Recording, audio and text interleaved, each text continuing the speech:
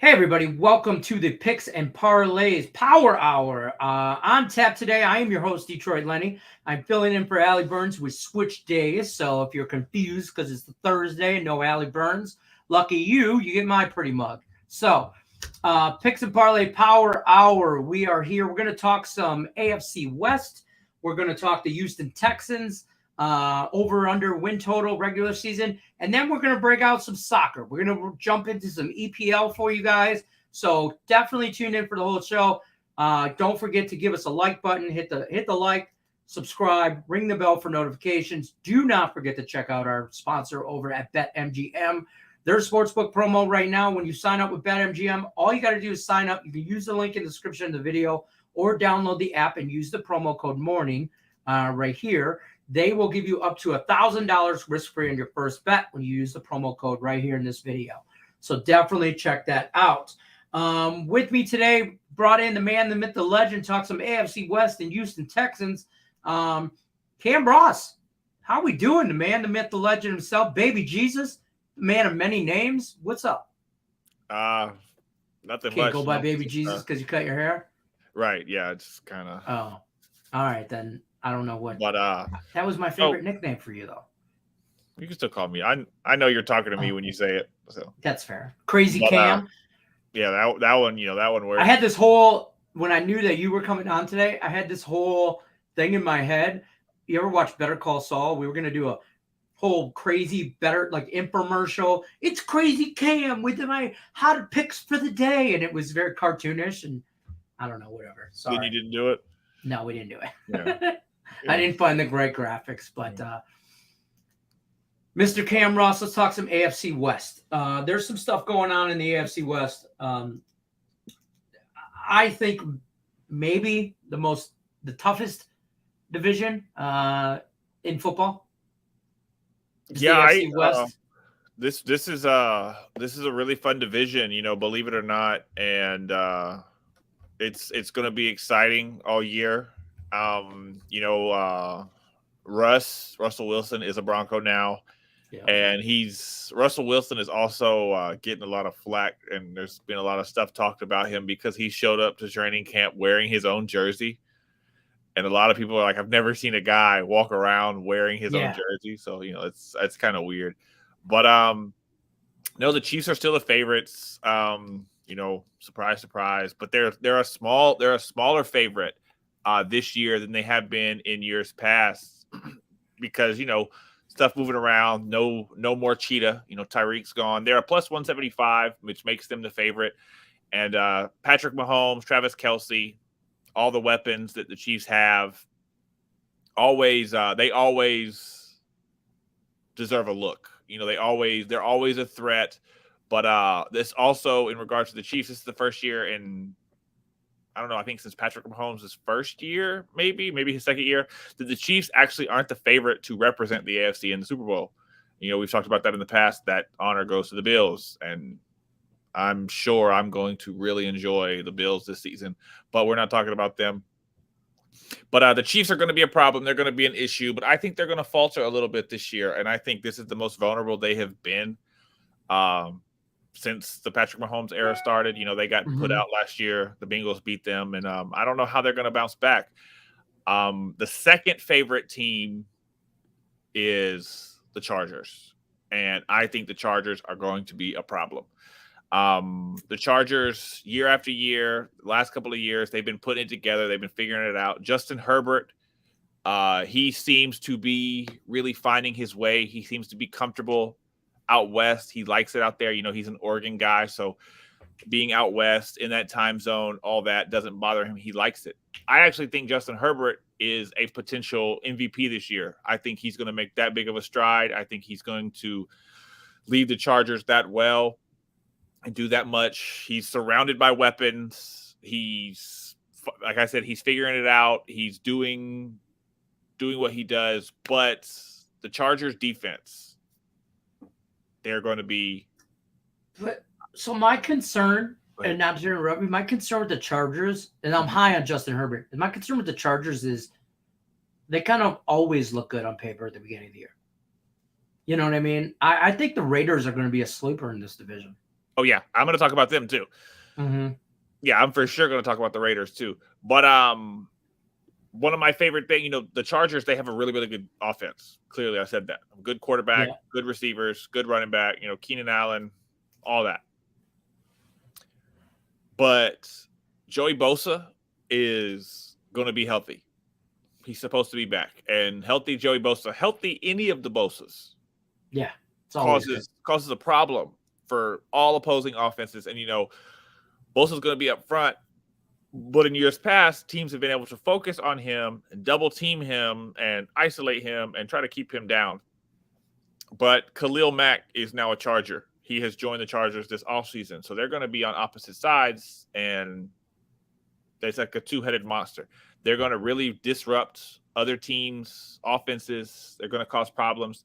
And I think the Chargers hold the most value to win this division. As of where they're saying, as of right now, I think they hold the most value to win this division. The Broncos with Russ, they're going to be good. They're going to play well. I don't really believe in the Broncos. I think Russ is unfortunately on the downcline, on the decline, not the downcline. The decline, right? Yeah, I got what you're saying. Yeah, but he's on the decline. I don't know how he's going to do. New setting, new weather. He's going to play in the cold. For sure, he's going to play in the cold, and I'm not talking about like, oh, it's really, really windy. No, like he's going to play in snow. Right. Yeah. You don't know how that's going to work out, how he's going to do. But my father-in-law, my fiance, huge Raiders fans. Danny has Raiders on her Jeep. My father-in-law, Leon, huge Raiders fan. We're actually going to go in week 3 or week 4 up to Tennessee when the Raiders go to play the Titans because they're going to be close. Raiders, I think the Raiders are going to be an issue. I have the over for a lot of Raiders. I think the Raiders have like an 8.5 win total. Yeah. I have the over. I like it. I think Derek Carr is finally going to come into his own. He's got his buddy back, college buddy. Yeah. People who keep hearing us and other people say that, like, no, they were roommates in college. Like, these are real deal friends. Like, have each other's phone number, talk on the weekends, spend time together. Like, these are real deal friends. And people are saying Devontae Adams isn't going to have as much success because they're going to be able to double team him. They're not going to be able to double team him. Hunter Renfrow is going to be running around. What's their big tight end's name? Waller. He's going to be running around. There's going to be weapons on the field. The Raiders defensively have gotten better. I do think the Chargers, as of right now, are the favorites, and that is who I would pick to win the AFC West. Right. But depending on how the Raiders, get going, the Raiders have a big stretch in the middle of their season where it's cakewalks. They start out a bit rocky and then they end a bit rocky. I think they have the Rams late in the year, so that's going to be one of those circles. But they have stretches in their season where they're going to have a chance to really get it going, really figure it out, really lock in to when they play the Rams or when they play, the Broncos late or when they play the 49ers or, whoever they play late, they're going to be playing their best football. When they play the Chiefs that second time, they're going to be playing their best football of the season. And, the Raiders are a plus 650. I don't hate that. Is what I saw. Let me see. Mm-hmm. I got them at 650. Plus 650. To me, it's the Raiders or the Chargers. I am going to say that I think the Chargers are going to do it because the Chargers have a few more offensive weapons, but the Chargers, I think, have the best defense in this conference, and I think that's going to be the difference. So I am going to take the Chargers in the AFC West, but the Raiders are going to win a lot of games, and I think the Raiders are going to ruin several seasons. I could see them doing that. That's a great breakdown of the AFC West there. We are going to shift some gears here, folks. Don't forget to like, subscribe, and ring the bell for notifications. Check out Picks and Parlays Power Hour Monday through Friday at 3 p.m. Eastern. And then always, as always, check out the BetMGM Sportsbook. Their promo is up to $1,000 risk-free on your first bet. Let's talk some Houston Texans now. Okay, you've also been tasked with this. This team, I don't know what to tell you. The Houston Texans regular season win total is at over under 4.5. Cam Ross, how do they get to 5 wins? Do they get the 5 wins? They don't. Okay. They don't. I hate it, and I'm actually I'm actually going to say this, and I mean it wholeheartedly and so genuinely. I'm so glad you and Allie switched today because I'm going to really, really badmouth the Texans. That is her team, so tread yeah, I lightly. know. That's We'll what I'm watch saying. this later. I'm glad that she's taken a day. But a couple of years ago, the Texans had one of the best defenders in the league in J.J. Watt. They had Deshaun Watson. They had weapons. They had the receiver in Arizona. Oh, DeAndre Hopkins. Yes. They had the weapons. It was there. Right. Not no more. Do you know who they're Not no more. Do you know who is quarterback number 1 on the Texans roster right now? I mean, I would assume it's David Mills. See, all right. Maybe? No? Yeah, see, you are right, but maybe it's Jeff Driscoll. The Texans are so bad, his name's not even David. It's Davis Mills. What did I call him? Did I call him David? David, yeah. Brian, whatever his name is. David, Davis. Terrence, yeah, who whatever. knows? I mean, here's the receiving core. Brandon Cooks. Sure. He's a great number 3 receiver. He's your number 1. Chris Moore, Nico Collins, Chris Conley. I mean, Marlon Mack out of the backfield with Rex Burkhead. First of all, yeah, I didn't even know he was still playing football. Listen, we could talk about the Texans and I don't know what they're going to do. But they in a tough division too with Indy and Tennessee and Jacksonville on the rise. Yeah, that's what that's exactly what I was going to say too. They have Indy, they have Tennessee. This division, for anybody watching and wondering, this division belongs to Tennessee. Coming in, it belongs. Coming in, sure, but the Indianapolis Colts might surprise some people. That's what I was going to say too. I get the Colts are coming. The Colts are coming, yeah, for sure. Colts are coming, and so is Jacksonville. Jacksonville. Trevor Lawrence is a winner, and teams that end up with so many high picks, eventually they're going to get a little older, and they're going to figure it out. So here's the thing too with Houston, they had what? I'm looking at their record last year, 4-13, but they went 3-3 in their division. So 3 of their 4 wins came in that division. That division, I don't care what the records are, very similar to the NFC East with Dallas and the Giants and everybody. Everybody just throw the records out. Those teams play hard together. So I think Houston, I'd be surprised if they got 4 wins. I like the under here as well. I don't see. Maybe they beat Jacksonville, but I think for them to get 4 wins or to bust 4.5, they're going to have to beat the Colts twice or the Jaguars twice, and they're not. They may beat Jacksonville in Houston, but Jacksonville will get them back. Right. And I think the Colts are going to beat them twice. I think the Titans are going to beat them twice. Right. They go 1-5 in the division. Maybe win another game or 2. Everybody else is going to beat them twice too somehow. The Houston Texans with the 2023 first overall pick in the NFL draft. Hold on. Let me look. The Houston Texans are on the clock. I wrote the preseason total on our site for this, and this is a direct exactly what I wrote as my conclusion. The Houston Texans don't have much optimism heading into this season as the other teams within their division have gotten better this summer. Houston does not have enough talent on their roster to win some games, but will struggle for most of the season. The 2022 season will be a struggle all year as the Houston Texans will compete for a top 5 pick in next year's draft. Top 5, top 3. I mean, top 5, but not 2. Yeah, 3, 4, no, 5. yeah, for sure. They're gonna compete for top 2 and not 2.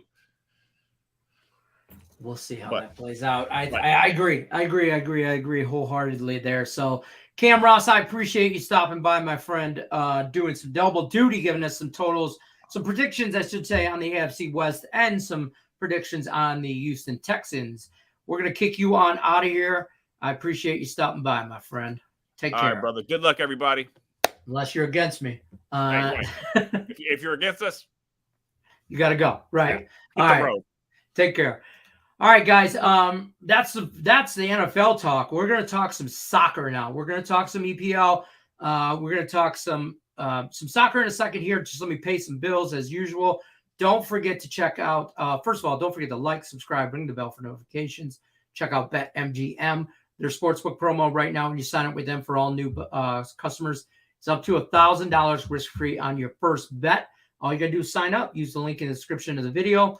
Or you can just download the app and use the promo code MORNING. That'll get you the up to $1,000 on your risk-free first bet. Now, I'm excited to talk some soccer because I don't know a damn thing about it. We all know that. I have bet it before only because I have experts in my handicapping corner that give me expert picks. One of those guys we follow on the Picks and Parlays site is our man right here. Jesse, how you doing? Welcome to Picks and Parlays Power Hour, my friend. How are you? Well, thank you, Lenny. I'm happy to be here and happy to talk about some soccer, and I'm excited about the first week of the Premier League season this weekend. Yeah, we are going to talk some Manchester United versus Brighton here. Now, you're talking to the guy that probably knows the least amount about soccer for sure out of our Picks and Parlay family here. But I got a couple guys that I know on the site that definitely bet soccer, and I follow picks kind of religiously and blindly, and have made money on them. So break down this game, this match for us, and where are you going with this? What are you thinking? Where should I go? Tell me what to do. My pleasure. All right. Well, we got Brighton Hove Albion traveling to Old Trafford on Sunday for the season opener against Manchester United. Everybody knows Manchester United. I'm sure you're even familiar with Manchester United. I do know, right? Probably less familiar with Brighton Hove Albion, or just Brighton for the layman. But right. Actually, it might surprise you that last season Manchester United finished 6th in the Premier League. And some of you guys might struggle to name 5 other teams in the Premier League, but there was 5 teams better than Manchester United last year. Brighton finished 9th. United had 58 points. Brighton had 51. That's not as big of a gap as you probably would have expected. Okay. We're expecting United to be a lot better this year, whereas Brighton, they sort of overachieved last year. They're going to struggle to stay in that top half of the table. They're going to be very happy with another 9th place finish if they can pull that off. But the reason we're optimistic about Manchester United is they brought in a new manager, and I might give you some English to American lessons in soccer. Manager means coach. All right, you might know that from Ted Lasso. I'm a fan of Ted Lasso. Yes. Yeah. Okay. So I've learned a lot about soccer via Ted Lasso, and I feel sometimes like, almost as smart as Ted Lasso, and he's not very much. He's learning. So take that for what it's worth. But I do know who the manager is. Yeah.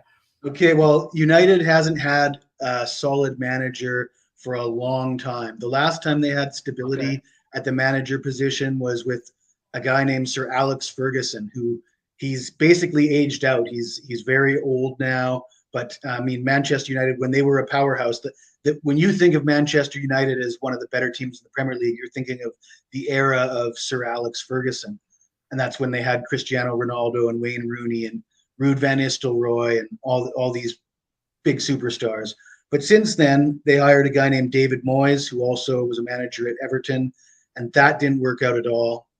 Then they had a few caretakers. They had Jose Mourinho, who is quite famous. He's had success all over Europe, Champions League, all sorts of competitions he's won. He did win 3 trophies at United, but they weren't big trophies.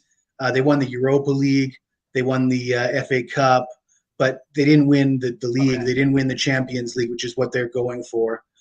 So they parted ways with him. They brought in one of their old players, Ole Gunnar Solskjaer. The baby-faced assassin is his nickname. And, they had their moments with him, but eventually that didn't work out. And then they decided to go with a guy named Alex ten Hag. And he's a Dutchman who coached a team called Ajax in the Dutch league. And Ajax is a team that had a lot of success with a lot smaller budget than a team like Manchester United. I mean, United can go out there and buy all the players they want. Last season, they brought back Cristiano Ronaldo. They've got a ton of star players that they're paying billions of pounds for, whereas this Ten Hag has had success at Ajax with a lot less money, a lot less backing financially. His team won back-to-back league titles.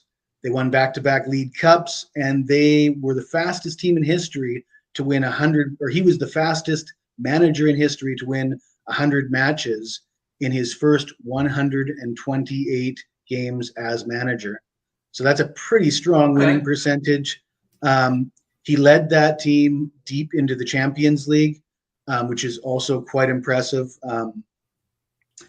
And Ajax plays a different style than Manchester United has played in recent seasons. United has sort of been a little too conservative. Ten Hag's expected to bring in a more aggressive offensive style.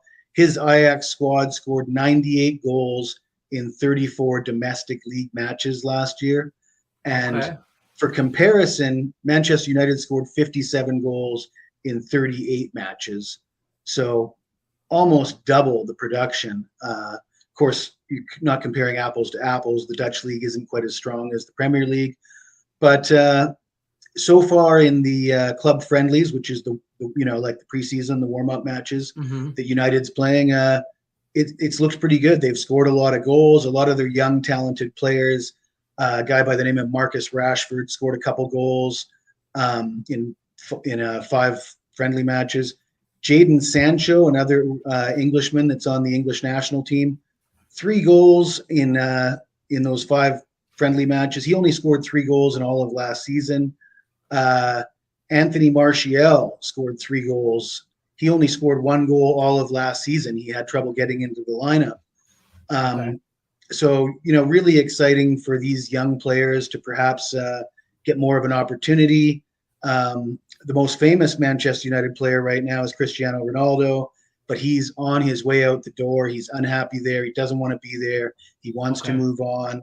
And his countryman, Bruno Fernandes, a midfielder who was great for Manchester United 2 years ago, you would have thought playing with his fellow Portuguese international, Cristiano, would have been good for him, but it was not. The partnership did not work out last season. It was like Fernandes was playing in his shadow. We're expecting Fernandes to be much better this year after Ronaldo leaves.